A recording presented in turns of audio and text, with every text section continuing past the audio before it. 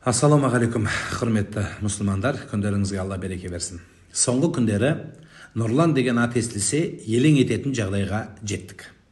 Аты өшіп қалған, заты өшпесе де өшуге жақын қалған аккаунттармен, аттармен, менің бір-екі айтқан сөздеріме кідіріліп, іркіліп, содан ілмек іздеп, мені діннен шығарып, діннен кіргізіп жатқан біраз мұсылманбыз деп жүрген азаматтардың аузына ақ ит кіріп, көк ит шығып, халқымыздың екіге бөле жаратындай жағдай болып жатқаны өздеріңізге мәлім.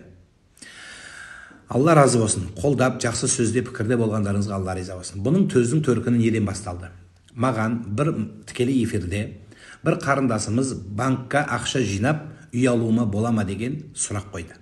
Мен сол сұраққа, иә, банкқа ақша жинап, үй алуыңызға болады дедім. Бұл жерде видеосын салам, көресіздер.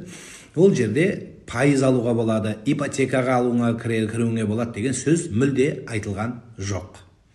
Сондықтан, құрметті мұсылмандар, және мұсылманбыз деп жүргендер, біреудің айыбын ашу және оның үстіне жала жабу, өз ойыңменен, пікіріңмен жауап беру, қияметтің күні сол адамның күнәсін көтеретіндігіңіз ол баршаңызға аян.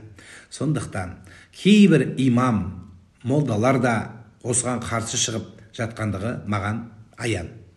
Айтпақ болғаным, еліміз онсыз да қиналып жатқан кезде, осы бір нәрселерге ортақ шешім табуымыз қажеттігін айта келе, қазақ халқының ынтымағын, бірлігін бұзбастан, халқымызды қайта бірлікке шақырып, бір-бірімізге ынтымақты үйрету, және біреудің айыбын аңдумен емес, өзіміздің амалымызды аңду керек екендігін естеріңізге бір салып қояйын. Алла баршаларыңызға риза болсын.